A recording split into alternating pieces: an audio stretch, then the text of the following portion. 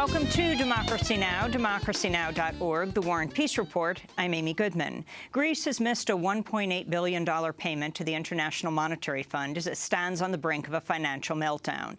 The deadline coincided with the end of Greece's international bailout, leaving it without an infusion of the money it needs to meet its obligations. On Tuesday, European creditors rejected a last-minute proposal from Greek Prime Minister Alexis Tsipras for a new financial lifeline. The head of the Eurogroup of finance ministers, Jeroen Dijsselbloem, said a new bailout program could be negotiated, but only if the Greek government backs down from its rejection of austerity demands. What can change is the political stance of the Greek government that has led to this unfortunate situation. And what we could consider, but we will have another conference call tomorrow, is further talks on a new program. But given the current political position that the Greek government is taking, it's very difficult to have constructive talks. The Financial Times is reporting the Prime Minister has made new concessions in a bid to complete an agreement. Greece is set to hold a referendum on Sunday on whether to accept an austerity package of budget cuts and tax hikes in exchange for new loans. On Tuesday, tens of thousands of people rallied in Athens in support of a yes vote, one day after a similarly sized crowd rallied against the austerity demands.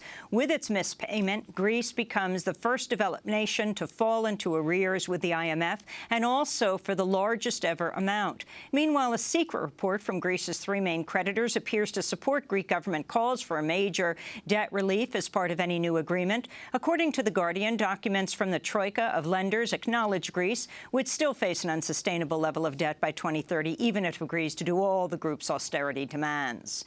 Talks on a nuclear deal between Iran and 6 world powers have been extended after the two sides failed to complete an agreement by a midnight deadline. Some believe the real deadline is July 9th, the last day for President Obama to present an agreement to Congress before a mandatory review period of 30 days jumps to 60 days. The outstanding differences include access to international inspectors and Iranian nuclear activity in the deal's final years.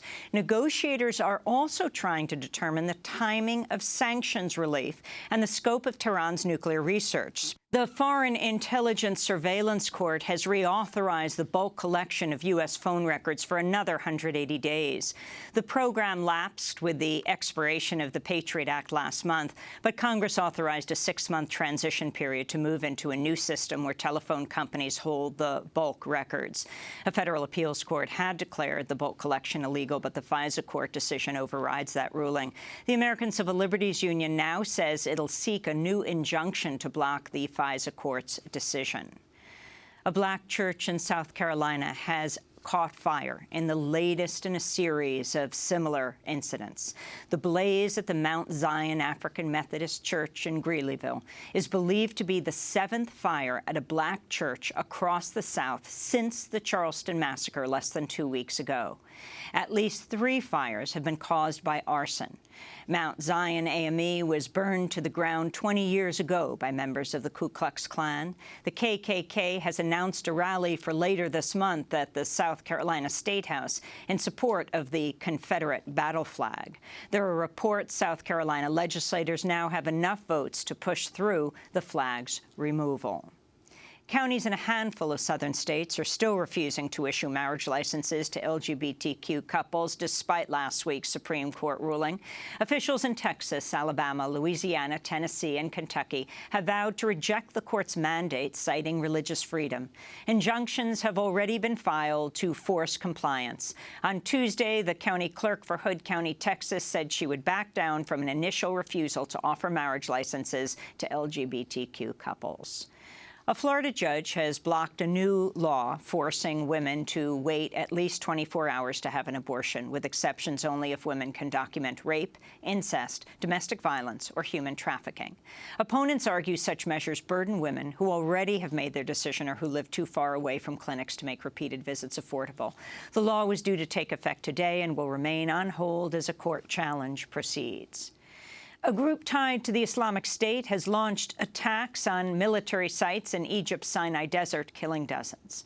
The strikes by a group calling itself the Province of Sinai hit several targets at once. The Egyptian military has deployed fighter jets to the area.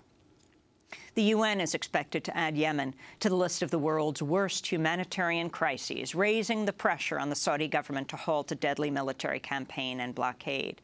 The news comes as aid officials warn parts of Yemen are on the brink of famine amid internal fighting and a continued Saudi-led air campaign.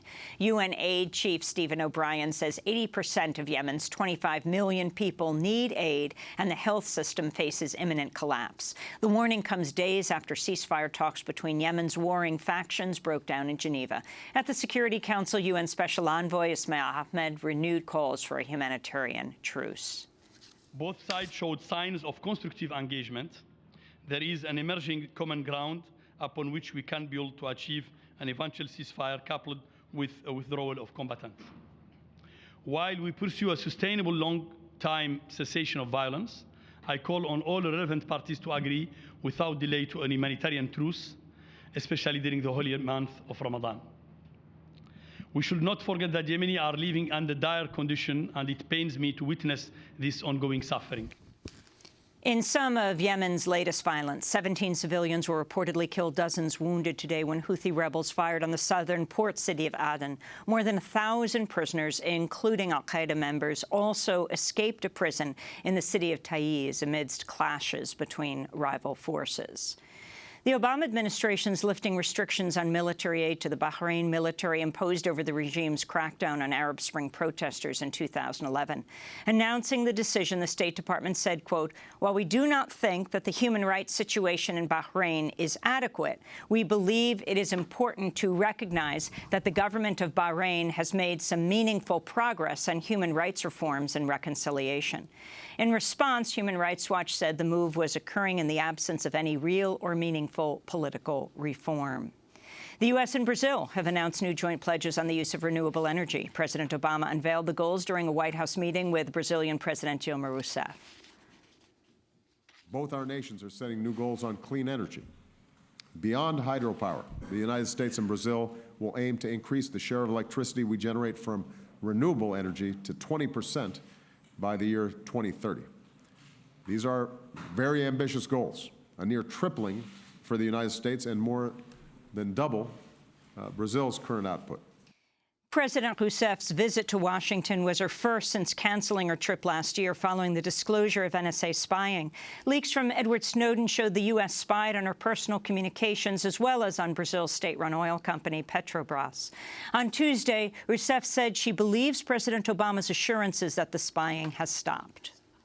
E a mudança se deve ao fato.